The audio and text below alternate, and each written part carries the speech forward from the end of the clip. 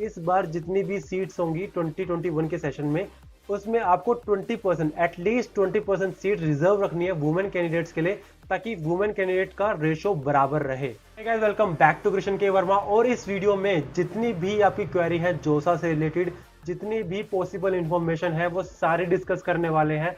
और इस वीडियो के बाद हो सकता है आपको जोसा की कोई दूसरी वीडियो ना देखनी पड़े।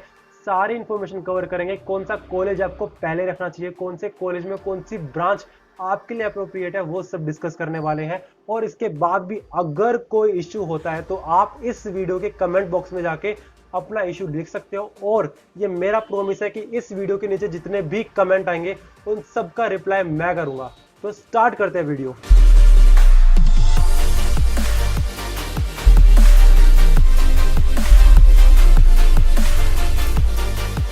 तो सबसे पहले अब आपको समझना पड़ेगा कि जोसा के अंदर 110 कॉलेजेस होते हैं और उनमें एडमिशन के लिए आपकी कैटेगरी रैंक यूज होती है। लेकिन जो आपका जैक दिल्ली होता है उसमें आपकी CRL रैंक, जो कि कॉमन रैंक लिस्ट होती है, उसको यूज किया जाता है एडमिशन में। और इसके अलावा जब आप जोसा के बाद CSAB में अप्लाई करते हो स्पोर्ट राउंड के लिए, तब आपकी CRL रैंक कंसिडर की जाती है। तो जब आप जोसा में अप्लाई कर रहे हो तब आपकी कैटेगरी रैंक देखी जाएगी, और जब आप CSAB में अप्लाई कर रहे हो तब आपकी CRL रैंक देखी जाती है। सबसे पहले जब आप अपना फॉर्म भर रहे होगे तो उसमें सबसे ज्यादा आपको केयरफुल होना है आपकी इंफॉर्मेशन में। आप कुछ इंफॉर्मेशन जो है जो आप चेंज कर सकते हो और कुछ इंफॉर्मेशन है जो आप चेंज नहीं कर सकते। तो जो इंफॉर्मेशन आप चेंज नहीं कर सकते वो है आपकी फादर का नाम, आपका डेट ऑफ बर्थ और आपका 12th के जितने भी आपके क्रेडेंशियल है वो आप चेंज नहीं कर सकते। लेकिन आप चेंज क्या कर सकते हो, अपना जेंडर चेंज कर सकते हो, अपना स्टेट ऑफ एलिजिबिलिटी चेंज कर सकते हो, और इसके अलावा आप चेंज कर सकते हो अपनी नेशनलिटी। क्योंकि कुछ बच्चे होते हैं वो गलती से फीमेल की जगह मेल लिख देते हैं और मेल की जगह फीमेल लिख देते हैं। वो जो सा अलाउ करता है आपको चेंज करने के लिए, लेकिन जो अदर जो मैंने आपको बताई है जो चेंज नहीं हो सकती, उसको आपको काफी ज्यादा केयरफुल तरीके से भरना है। फादर के नाम में बच्चे ए और ओ में दिक्कत कर जाते हैं, कभी कभी आर और एस में दिक्कत करते हैं। मेरे सामने खुद इतने सारे केस आए हैं जिसमें बच्चों ने अपने फादर के नेम में इशू किया है। तो इस केस में बहुत ज्यादा इशू हो सकता है, एडमिशन कैंसिल तक की नौबत आ सकती है। तो इसमें काफी ज्यादा केयरफुल तरीके से आपको फॉर्म भरना है। बस एक बच्चे का डाउट आया था कि भैया मेरे को स्टेट ऑफ एलिजिबिलिटी समझ नहीं आ रही है कि स्टेट ऑफ एलिजिबिलिटी में मैं क्या भरूं।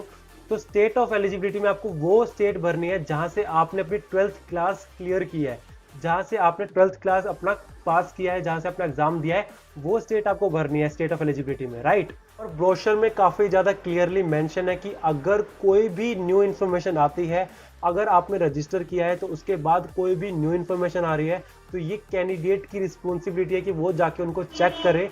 और अगर आपको प्रोविजनल एडमिशन लेटर आता है तो ये आपकी जिम्मेदारी है कि आप उसको एक्सेप्ट करोगे और उसके बाद आप फ्रीज, फ्लोट और स्लाइड वाला ऑप्शन पे टिक करोगे। अब ये फ्रीज क्या होता है, फ्लोट क्या होता है और स्लाइड क्या होता है, इसको समझते हैं। और अगर आपने फ्रीज का ऑप्शन पे क्लिक किया तो उसका मतलब ये है कि जो पर्टिकुलर कॉलेज में आपको एक पर्टिकुलर ब्रांच जो मिली है उससे आप संतुष्ट हो, आपको अब कोई और ब्रांच नहीं चाहिए। तो इसका मतलब होता है कि आप उसको वही ब्रांच परस्यू करना चाहते हो, तो आप फ्रीज कर सकते हो। स्लाइड का ऑप्शन आप तब क्लिक करोगे अगर आपको एक पर्टिकुलर कॉलेज में ही रहना है और उस पर्टिकुलर कॉलेज की ब्रांच में अपग्रेडेशन चाहिए, तो आप स्लाइड का ऑप्शन क्लिक करोगे। तो इसमें गलती मत कर देना, अगर आप फ्रीज कर दोगे तो उसके बाद कोई भी ऐसा प्रोविजन नहीं है कि आप अपनी ब्रांच को चेंज कर पाओ। आप फ्लोट, फ्रीज और स्लाइड वाला ऑप्शन क्लिक करोगे तो उसके बाद आपको फी पे करनी होगी, और वो फी होती है आपकी सीट एक्सेप्टेंस फीस। और उसमें अगर आप PWD कैटेगरी के हो, SC या ST हो, तो आपको पे करना है ओनली 15,000 रुपीज। बाकी जितने भी स्टूडेंट्स हैं, जितने भी रेस्ट स्टूडेंट हैं कैटेगरी के, जनरल, OBC, इनको पे करना है 35,000 रुपीज। अब क्वेश्चन आ सकता है कि लेटर से अगर मुझे जो ब्रांच मिली है, जिस कॉलेज में मिली है, उससे अच्छा कोई और कॉलेज मुझे मिल रहा है तो मैं अपना एडमिशन विड्रॉ करूंगा, तो क्या मुझे फीस रिफंड होगी? हाँ, आपको फीस रिफंड होगी, लेकिन उसमें से आपको 2,000 रुपए डिडक्ट कर लिए जाएंगे और फिर जो रेस्ट फीस है वो आपको मिल जाएगी। ऐसा प्रोसीजर होता है, लेकिन वो आपको विड्रॉ करना है सेकेंड राउंड और 5th राउंड के बीच में। जो स्पेसिफाइड टाइम आपको दिया जाएगा आपको उसी में विड्रॉ करना है, तभी आपको फी रिफंड होगी। भी फीमेल कैंडिडेट्स हैं उनके लिए दो पूल बनाए गए हैं, एक है फीमेल पूल और एक है जेंडर न्यूट्रल पूल। अब जितनी भी फीमेल जो एडमिशन लेंगे वो सबसे पहले एडमिशन लेंगी फीमेल पूल पे, और जब वो सीट्स खत्म हो जाएंगी तब आप एडमिशन ले सकते हो जेंडर न्यूट्रल पूल में। तो ये इसलिए किया गया है क्योंकि मिनिस्ट्री ऑफ एचआरडी ने बोला है इस बार जितनी भी सीट्स होंगी 2021 के सेशन में, उसमें आपको 20% एटलीस्ट 20% सीट रिजर्व रखनी है वुमेन कैंडिडेट्स के लिए, ताकि वुमेन कैंडिडेट का रेशो बराबर रहे। जब भी आप अपने ब्रांच को चूज कर रहे होगे ना, कोई भी कॉलेज चूज कर रहे होगे, जब भी आप कैटेगरी फिल कर रहे होगे, तो बहुत ज्यादा केयरफुल रहना। अगर गलती करोगे तो उसका जो खामियाजा है वो शायद आप ही भुगत रहे होगे, तो काफी ज्यादा सीरियस होके भरना फॉर्म, ठीक है। और यार अगर आप प्रोविजनल एडमिशन लेटर को रिजेक्ट करते हो तो उसका मतलब ये है कि आप एक्सेप्ट नहीं करते हो सेट लेटर को और आप काउंसलिंग में पार्टिसिपेट नहीं करना चाहते, तो उसका मतलब ये है कि आप पार्टिसिपेट नहीं कर पाओगे काउंसलिंग प्रोसेस में।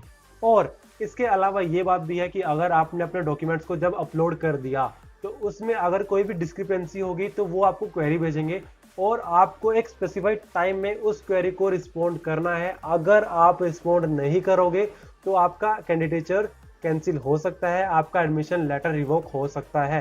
तो काफ़ी ज़्यादा सीरियस रहना, केयरफुल रहना, बार बार अपने पोर्टल को देखते रहना कि कोई क्वेरी तो नहीं आई, कोई इशू तो नहीं है। तो ये आपको खुद ही करना पड़ेगा। अगर कोई बड़ा भाई बहन है तो आप उसकी हेल्प ले सकते हो, लेकिन the thing is you have to be very careful. एक और क्वेश्चन बहुत ज़्यादा आता है कि भैया सारे कॉलेज भरने चाहिए या कुछ स्पेसिफाइड कॉलेज भरने चाहिए और क्या ऑर्डर रखना चाहिए कॉलेज भरने का। तो यार सबसे पहले वो कॉलेज भरो जो आपका डिजायर्ड है, जो आपको चाहिए जो कॉलेज, राइट। अगर आपको एनआईटी ट्रिची चाहिए, उसकी कंप्यूटर साइंस चाहिए, तो उसको सबसे ऊपर रखो। अगर लेटर से सबसे ऊपर आपने रखा एनआईटी जबलपुर, और अगर आपको एनआईटी त्रिची मिलना चाहिए था तब भी आपको नहीं मिलेगा क्योंकि आपकी फर्स्ट प्रायोरिटी एनआईटी जबलपुर है। तो इस बात को दिमाग में रख के ढंग से फॉर्म भरना।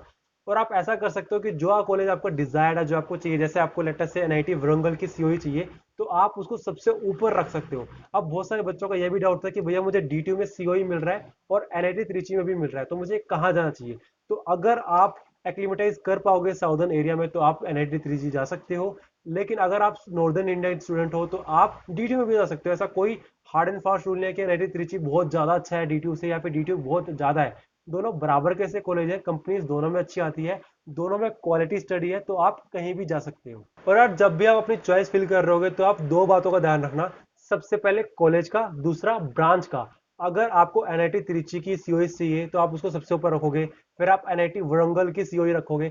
ऐसे रखना, ऐसे मत कर देना कि सारा एनआईटी का कंप्यूटर साइंस, आईटी और फिर बायोटेक सब कुछ ऐसे भर दिया आपने, ये मत करना। आप ऐसा कर सकते हो कि एक पर्टिकुलर कॉलेज जो बहुत अच्छा है उसकी जो हाईएस्ट ब्रांच जो आपको चाहिए वो भर सकते हो, उसके बाद फॉलोड बाय सारे कॉलेजेस। आप सारे कॉलेजेस भर सकते हो सकता है किसी में तो एडमिशन लेटर आ जाए, राइट। और उसके बाद आप अपना फ्लोट कर सकते हो, स्लाइड कर सकते हो, वो ऑप्शन आपके पास अवेलेबल होता है। जोसा जो है वो आपको 10 डे का विंडो दे रहा है जिसमें आप अपनी चॉइस फिलिंग को बार बार कर सकते हो। 2 बार आपको मॉक सीट एलोकेशन देगा जो कि 7th और 10th डे के दिन होगा, और उसके बाद आपको 10th डे में अपनी चॉइस, एक्चुअल चॉइस फिलिंग करनी है, और उसमें ब्रोशर में भी लिखा है काफी केयरफुली भरना है। तो आपको मेरी बात समझ में आ रही होगी कि आपको काफी ज्यादा केयरफुल रहना है पूरे प्रोसेस में। और इसके बाद अगर इन केस आपको जोसा में सीट नहीं मिलती है, आपने पूरा जोसा के सारे राउंड अटेंड किए, उसके बाद भी आपको कोई सीट एलोकेट नहीं है, तो ऑब्वियसली आप सी सैप में अप्लाई कर सकते हो। सी सैप में काफी ज्यादा बच्चों को एडमिशन मिल जाता है। तो अपनी लूज होप तो अपनी होप लूज मत करना, चांसेस है कि सी सैप में आपको मिल जाए एडमिशन, राइट। उसके बाद अगर आप जब चॉइस फिल कर दोगे तो उसके बाद आप उसको लॉक कर सकते हो। अगर आप लॉक नहीं करोगे तो वो स्पेसिफाइड टाइम पीरियड के बाद अपने आप लॉक हो जाएगा, उसके बाद आप चेंज नहीं कर सकते। तो जब आप चॉइस फिलिंग करोगे, चॉइस फिलिंग ढंग से करने के बाद उसको लॉक कर देना। अब आप में से बहुत सारे लोगों का डाउट था कि भैया अगर मेरे 12th क्लास में उतने मार्क्स नहीं है जितने होने चाहिए थे तो क्या उस केस में मैं पूरे प्रोसेस से बाहर हो जाऊंगा। नहीं यार, तुम पूरे प्रोसेस से बाहर नहीं होगे। अगर तुम अपना रिजल्ट रिवाइज करवाते हो सीबीएसई से और आपका जो रिवाइज रिजल्ट आता है वो सेटिस्फाई कर रहा है उन सभी कंडीशन को जो रिक्वायर है एडमिशन के लिए, तो वो आपको नेक्स्ट राउंड, जो अगला राउंड होगा उसमें आपको इंक्लूड कर लेंगे और आपको एडमिशन लेटर आ जाएगा। आपको पूरे प्रोसेस में कुछ बातों का ध्यान रखना है। सबसे पहली बात तो आपको ये है कि आपकी जितनी भी इंफॉर्मेशन है वो सारी की सारी सही होनी चाहिए, कोई भी इंफॉर्मेशन गलत मत भरना। दूसरी चीज ये है कि आपकी जो चॉइस फिलिंग होगी वो काफी ज्यादा सोच समझ के करना, देख दाख के करना कि कौन सा कॉलेज मुझे चाहिए और कौन से कॉलेज में कौन सी ब्रांच मेरे लिए सही रहेगी, उसी हिसाब से अपनी चॉइस फिल करना।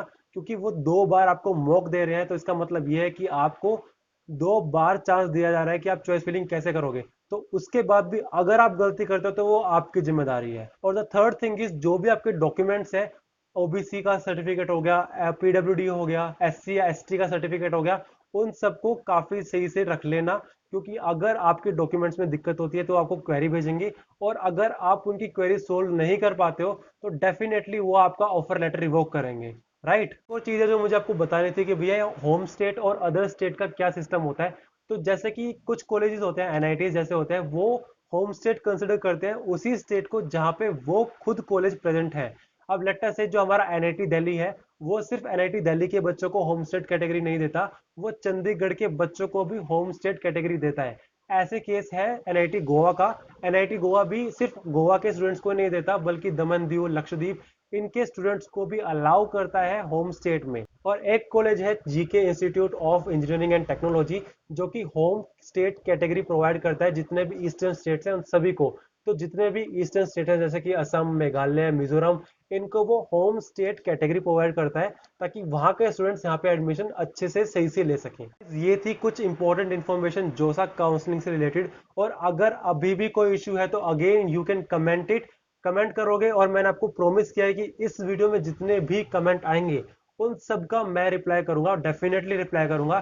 चाहे हो सकता है पूरी रात में जागूं, 1 मिनट भी नहीं सोऊंगा, लेकिन कमेंट का रिप्लाई जरूर करूंगा।